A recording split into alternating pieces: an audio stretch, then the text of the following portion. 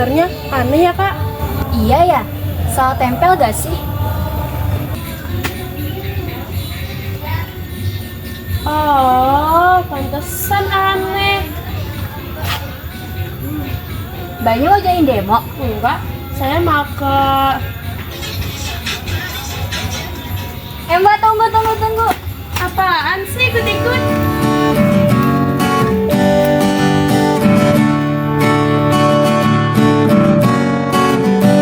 Ini kok kita nggak kelihatan?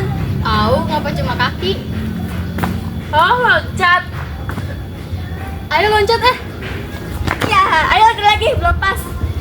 Ya. Udah segini aja kayaknya pas deh. Lagi aja. Udah. Tuh kan kita jadi hilang. Iya maaf.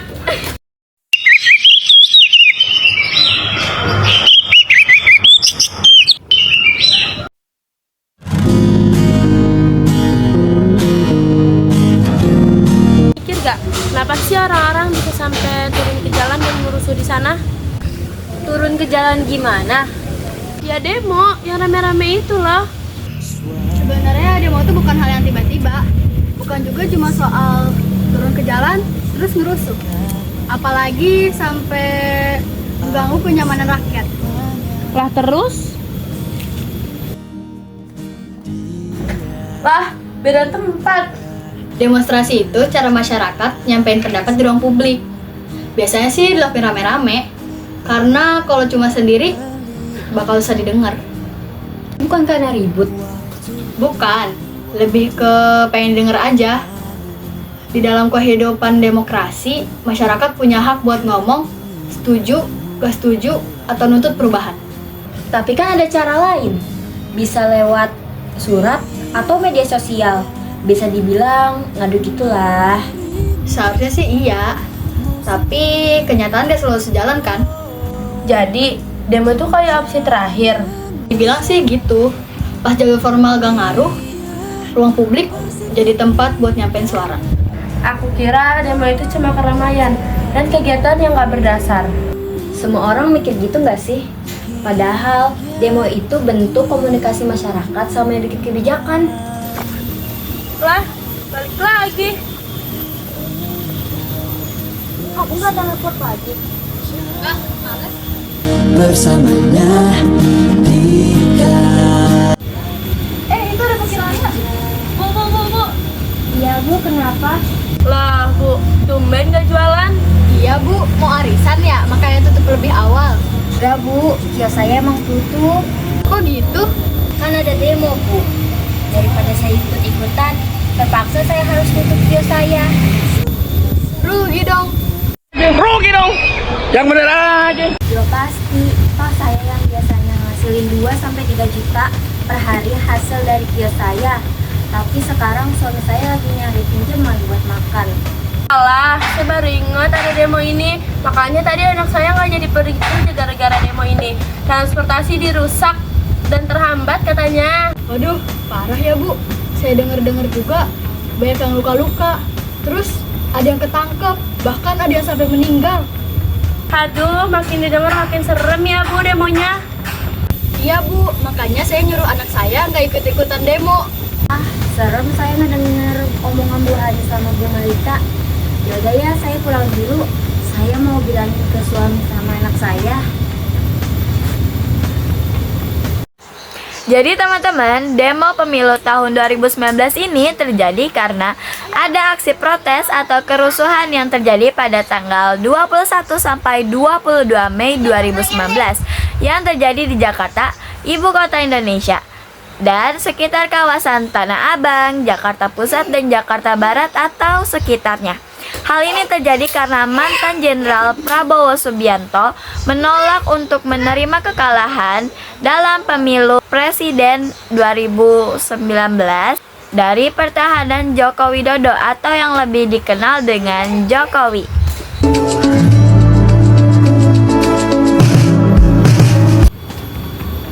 Pak Mal gak ikut demo? Disuruh sih sama atasan saya, cuma saya milih nggak ikut-ikutan daripada saya pulang cuma bawa nama.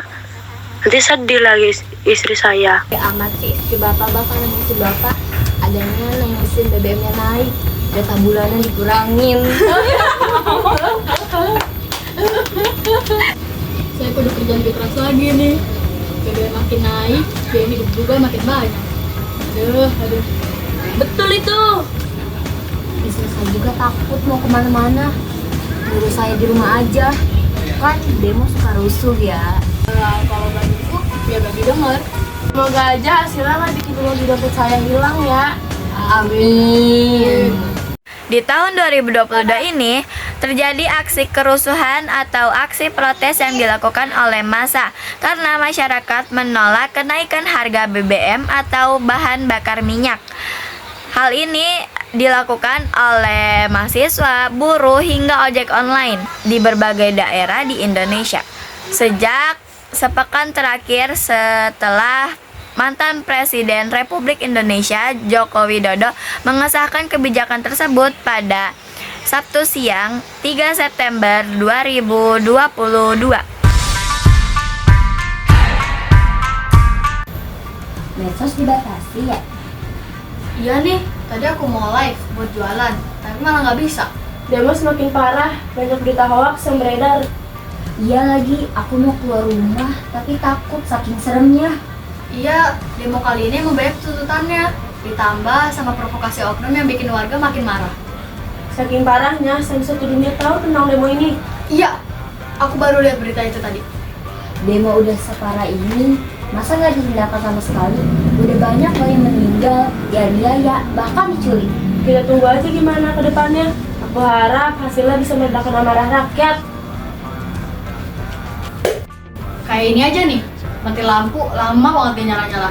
Katanya udah dilaporin, tapi nggak ada kabar. Nah, masalah kecil kayak gini kalau dikumpulin bisa jadi masalah gede. Demonstrasi itu biasanya muncul karena ada jarak antara kebijakan yang dibikin sama masyarakat yang merasakannya. Yang rasain nampaknya kan kita.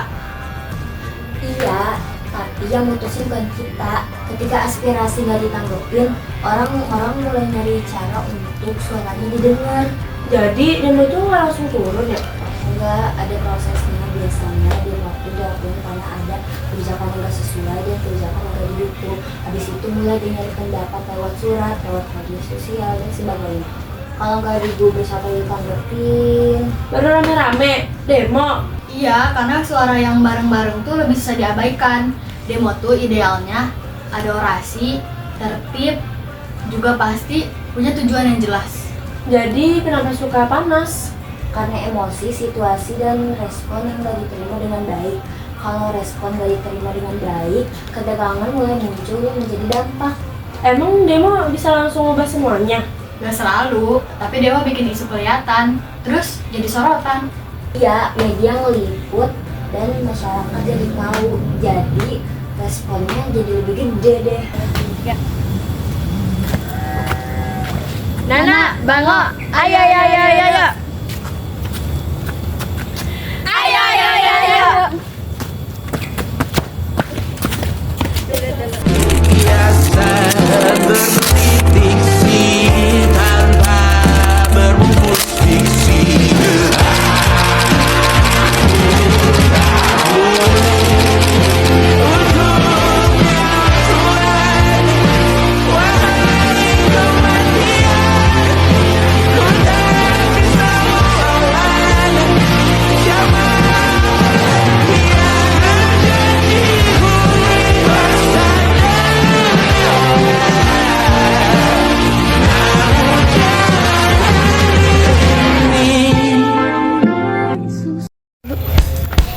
Ya Allah.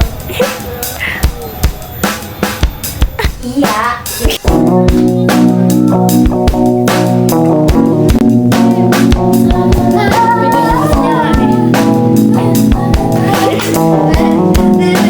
Videonya